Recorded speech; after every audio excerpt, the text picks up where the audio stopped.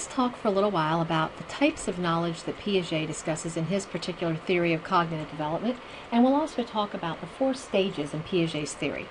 So the chapter in your textbook that this corresponds to is Chapter 6, and Chapter 6 focuses on cognitive development. And when we talk about cognitive development, we're talking about how children develop over time, how their cognitive structures develop over time, and Piaget was the first pioneer to really look at cognitive development in depth. And Piaget suggested that there were 3 different types of knowledge. He talked about physical knowledge, physical. And physical knowledge is just our knowledge about objects in the world. It's very concrete. That's a slash there. It looks like a check mark. Physical knowledge is knowledge about objects and is very concrete. And we gain our physical knowledge through their perceptual properties and through our actions on these physical objects. So we gain our knowledge through actions. And according to Piaget, we develop schemes or schemata or ways of thinking about things. And we might have what we call, in a young child, you might have a banging scheme. And so for a little while, kids might go around banging anything they get a hold of. They just bang it on the table or they bang it on a chair. Or they might have a sucking scheme where they put things in their mouth and they suck on things. And what kids learn, what they're doing is they're trying to learn about these objects. And that's why why kids will bang on so many different objects or suck on so many different objects, because they're trying to learn with this one sort of way of organizing things in their mind. So maybe a child bangs on some blocks or picks up some blocks and he bangs the blocks on the table. And what he's learning is physical knowledge. He's learning how the block feels in his hand. He's learning about the noise it makes on the table. He's learning maybe about some dents it puts on the table. He's learning about whatever he might learn related to banging those blocks on the table. A second type of knowledge that Piaget addressed is logical mathematical knowledge. Logical mathematical.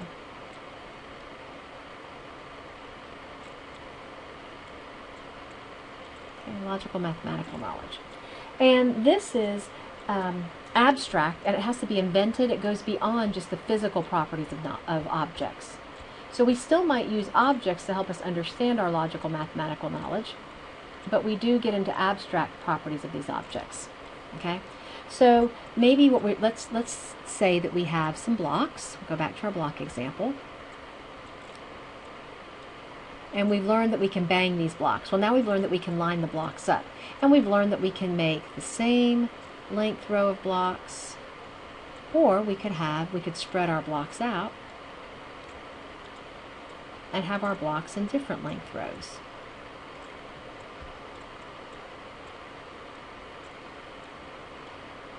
And this has to do with logical mathematical knowledge, where we can understand that it's still the same number of blocks here as here. It's just that we've spread them out. That's an abstraction.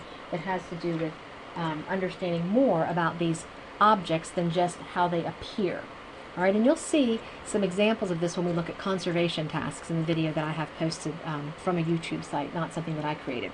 The third type of knowledge is social knowledge. And social knowledge occurs with interactions with our culture. It's culture specific, and it occurs as we interact with other people.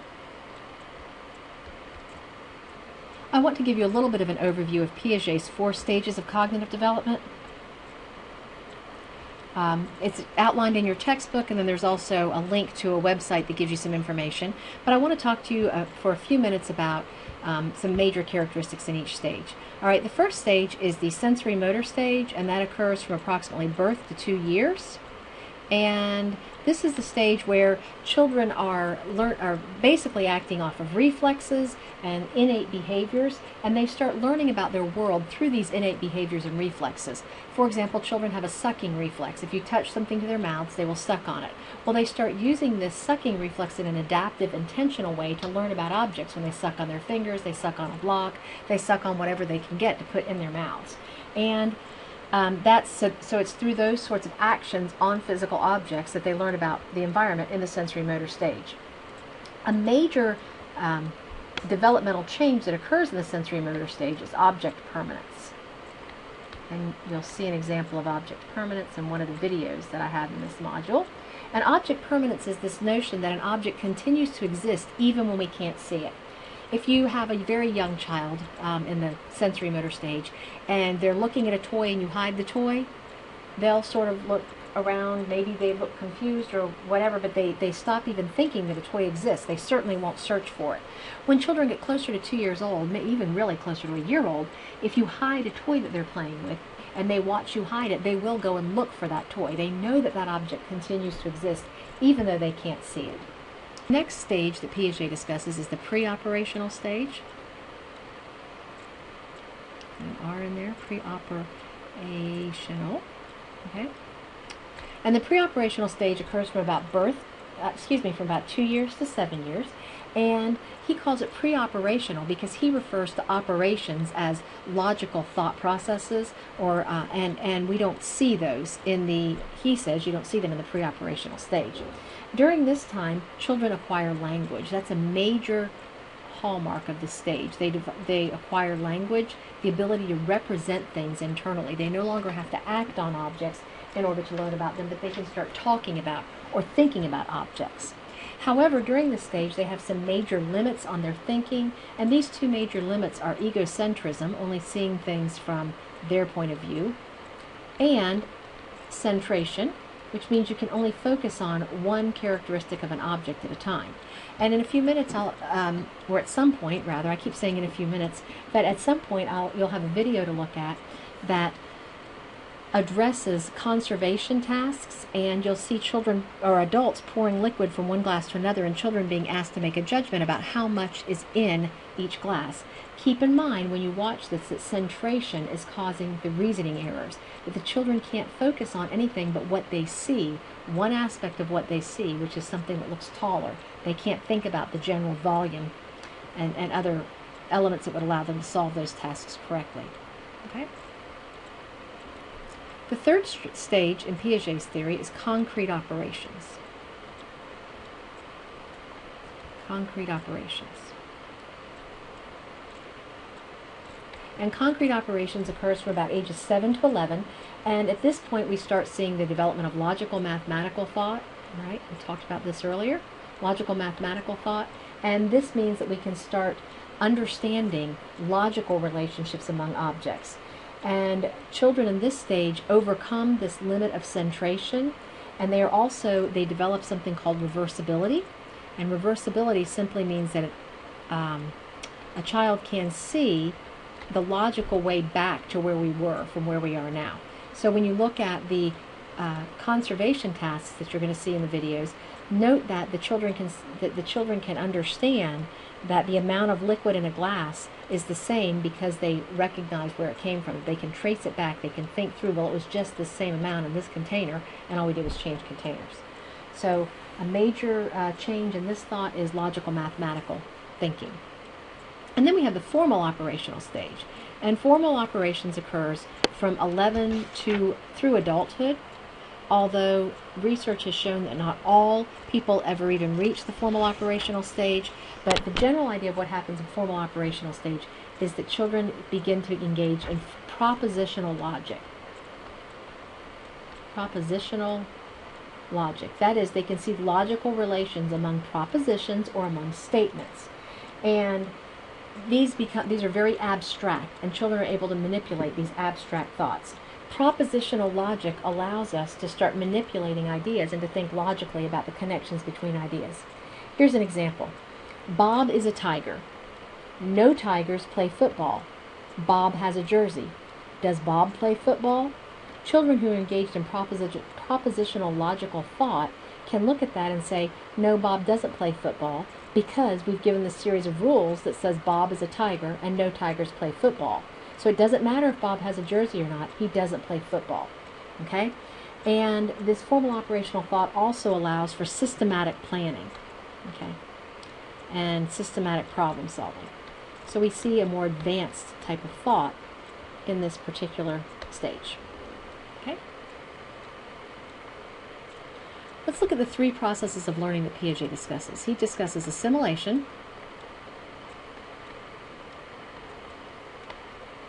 accommodation, and equilibration.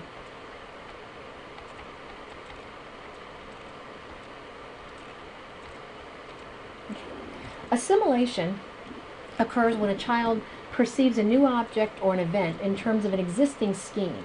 So maybe the child already has been banging plastic rings on the table, and then you give them some wooden blocks, and they bang those wooden blocks on the table, and they picked up a stuffed animal, and they bang it on the table. So it's new examples of things that they can bang. So they have this banging scheme, and they're just going to incorporate new examples into it. Okay? Maybe then the next learning process is accommodation. And accommodation occurs when we have to modify our schemes a little bit, slight modification of schemes.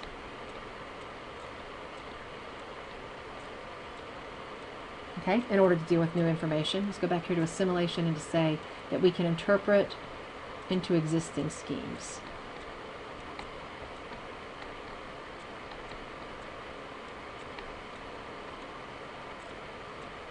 Okay. So what might happen now is that we still have this sort of banging scheme, and we can bang different things. We're trying to bang things, but now all of a sudden we realize that there are certain things that we can't bang. That I can take blocks and I can stack them, and I can bang them on the floor, but I can't bang them on the table because my mother gets upset. And so I've had to adjust my scheme to say not all things can be banged, or not everything can be banged on a table. All right, with a slight adjustment. The third major process of learning, according to Piaget, is equilibration, and this is the transition from one stage to the next that involves a significant modification of cognitive structures. So transition from stage to stage, and it's a significant modification of cognitive structures. Where we used to be able to look just at the perceptual aspects of objects, now we have to realize that things are not always as they seem. One example of equilibration is understanding that we cannot base our understanding of objects based on only their perceptual characteristics. Think about the example that we see with the quarters that are spread out. The child counts them and says there's 5 in each row, but then when the examiner spreads out the quarters, the child says, no, now this row has more, it's longer. And in fact, it doesn't have more, but it is longer. When the child moves to the next stage, they'll realize that more and longer are not necessarily the same, and they've had to have a total shift in their thinking, and that's an example of equilibration. All right, that's all on this video. Thank y'all for watching.